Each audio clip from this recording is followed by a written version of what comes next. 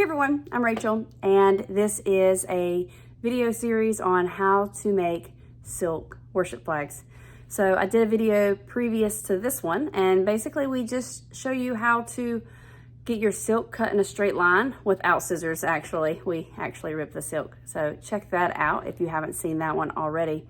In this particular video, we're going to go over how to hem the edges of your silk. And in this particular video, we're only going to hem a straight line.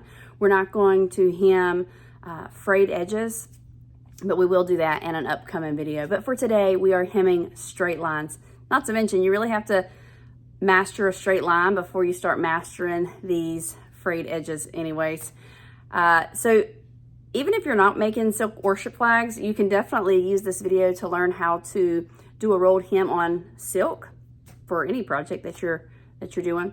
But basically, we're going to use a serger. You can use a sewing machine, but I prefer a serger, so that's what we're going to use. I will show you a sewing machine method at a later date, but today, like I said, serger it is.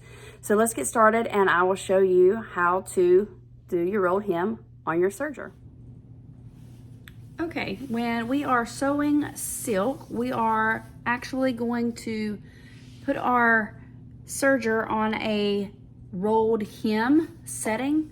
Every serger is different, so make sure that you look at your owner's manual to figure out how to get your machine into a rolled hem setting. Also, I keep my blade off, and you also typically only use one needle when you are doing a rolled hem. So a lot of times you may want to start on the corner of your silk, but it is actually not a great idea. I start a little bit further down because it helps me to lock in the stitches and it leaves less of a bulk.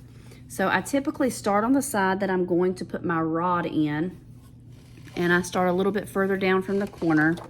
I don't know, maybe 4 to 6 inches, however far you want to go down. I line my silk up with the very edge of the presser foot. Hold on to your string, your thread string that comes off of your serger. So hold that to get started. Hold your silk with your finger just to keep it flat. You don't want to pull it through. You don't want to pull the silk through, and then hold your silk a little taut on this end because you don't want it to come through like that. You want it to be nice and tight, but don't pull too hard. Just even pressure on both sides. And then you're just going to get started.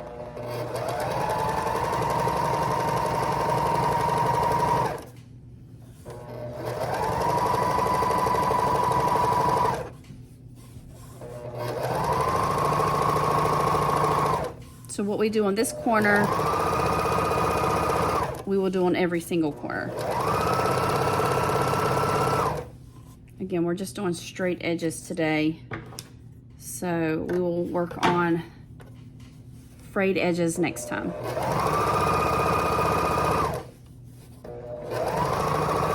When you come up on your corner, you want to come right to the edge of your silk, but do not let your needle come off of the silk.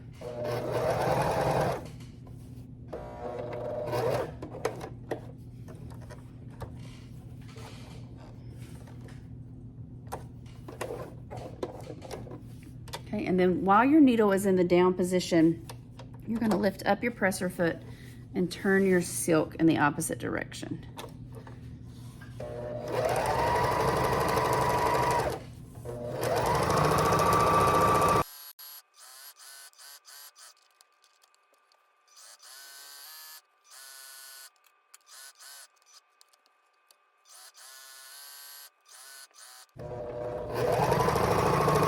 This is our last corner.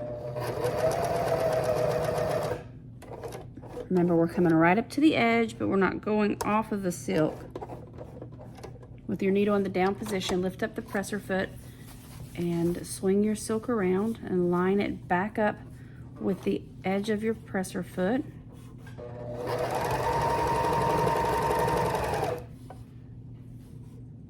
And then we are going to come up. So this is where we started. I just realized you probably can see these marks on my fingers. My daughter was practicing henna on my fingers. And so, yeah, that's her artwork.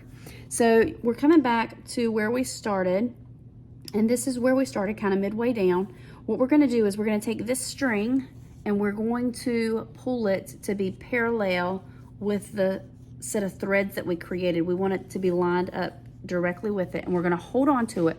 We're gonna sew about 1.5 to 2 inches into that to lock this thread into the previous threads. When we've locked as much as we want in there, we're literally just gonna push our silk off to the side and we're gonna sew off of the silk. So you basically just sew off at an angle. And that leaves you with a new, basically like a double tail. So you're gonna clip close to your silk, but you don't wanna clip your last stitch. And that locks everything into place. Like I said, I typically like to put the start of the threads where I start and stop. I like to put that where the rod is gonna go because I can put the rod casing over top of that, and that actually acts as an extra layer of security for the stitches so that they don't come unraveled. And you'll see that we have nice little square edges on our silk, and the threads are really pretty. They make a nice finish to your silk, and they hold up a lot longer, in my opinion, than using the sewing machine with a rolled hem. And it's a lot quicker and a lot easier, in my opinion. So if you have any questions, let me know, and I will catch you in the next video on how to make silk worship flags.